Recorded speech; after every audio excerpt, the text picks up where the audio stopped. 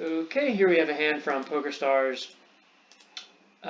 50 cent $1, so $100 buy-in. I'll just go ahead and replay this. We have King Queen suited in the small blind. So what would you guys do here? Would you call? Would you fold? Would you 3-bet? I think there's only one right answer here, and that is to 3-bet. You have a very strong hand. You have suited Broadway connectors. You are also playing the small blind, which if you've looked at any GTO range charts, will tell you is either fold or 3-bet, and I am not folding this hand. The cutoff, just for reference, we've played 203 hands with them. Their VPIP is 47%, raised 12, 3-bet 4. So that's one thing about 3-betting a hand like this is you're going to get action a lot of the time with someone who VPIPs about half of the hands they play and then folds the continuation bet 45% of the time. So this is a player that wants to play hands. This is obviously a losing player, but worth noting that they're going to be a little bit tougher to bluff off if we do miss. But this is an active player. This is somebody who wants action. We go ahead and raise it up to 12 big blinds. So out of position, going with that 4x sizing. Villain calls rather predictably, so I opt to go ahead and c-bet on the small side. Usually like to just go with like a standard 1/3 size continuation bet. These pots tend to get bigger in the 3-bet pots. You don't have to bet as big here.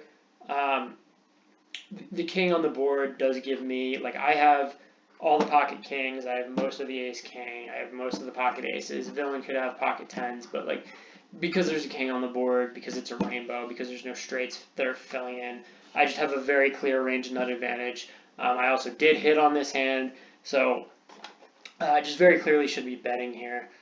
Villain goes ahead and calls the small bet.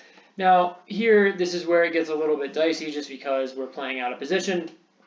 We don't want to swell the pot up too big. We don't want to fall into a trap. I think your fear here is, okay, does this villain have ace-king? I think ace-king is actually at the top of their range, but I do think ace-king and pocket tens, pocket eights, all in this villain's range, but I do think there's a lot of, even king-10 maybe, but I do think there's a lot of weaker stuff that's in their range, like even something like 10-jack, ace-10, maybe like king-jack, certain stuff like that. Is also in this villain's range. So I think we do have an advantage. And one thing, if you've watched any of my other videos, you'll hear me talk about is checking the turn to induce a bluff. I'm a big fan of trying to,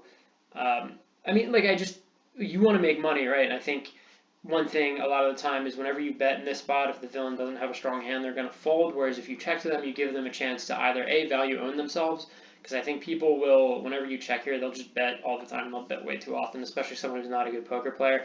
They'll bet with ace-10 because they don't understand that that's a marginal hand and they should just be trying to get to a cheap showdown. They're trying to bet for value, protection, whatever.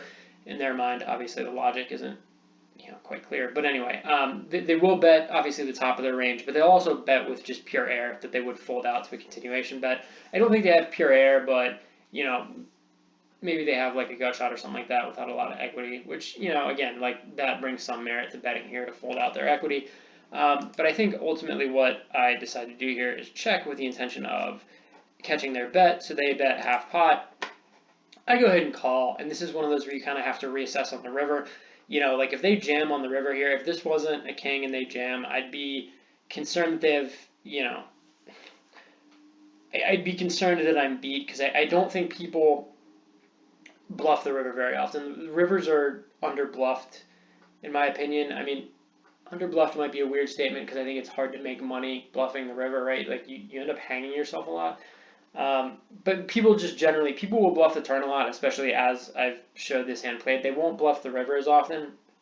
Here it's kind of a unique situation because I have one of the two kings that it is left, so there's only one king out there. So that makes it less likely that the villain has a king. Also, as played, I'm repping it on the turn as if I don't have a king.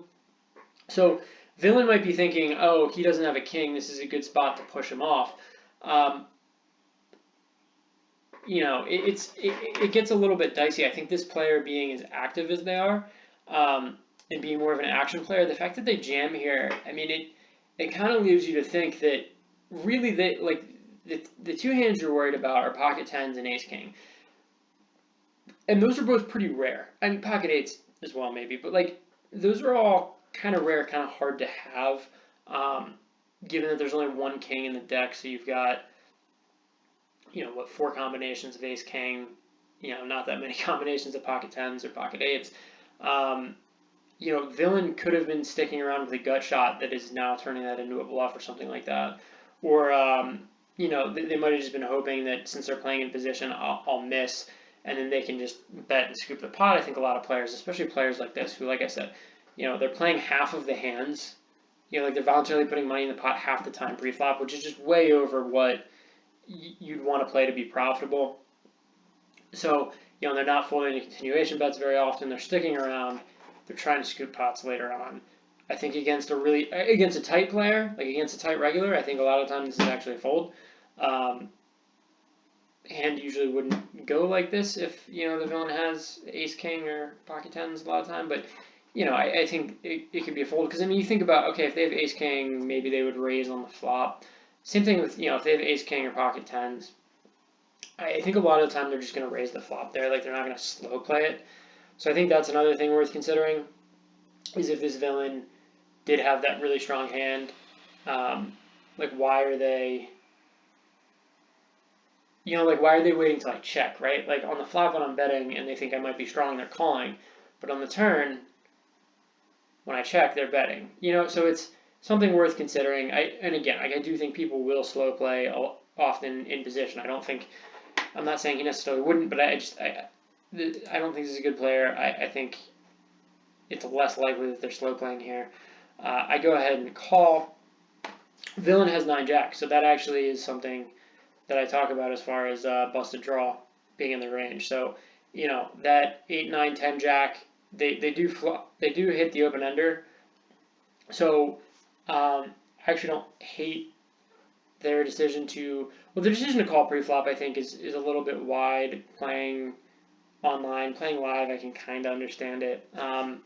It depends on implied value, stuff like that. Like suited one gappers, especially whenever you're not going for the nut flush, like your implied value is just not all that there. Like you need to be getting, I don't know, like at least 20 to 1 probably.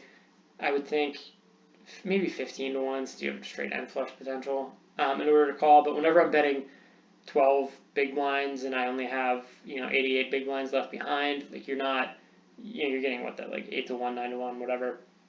So the implied value, I don't think is necessarily there for a call. Pre-flop from this opponent, some people might disagree with me, and it really depends on how wide they perceive me to be.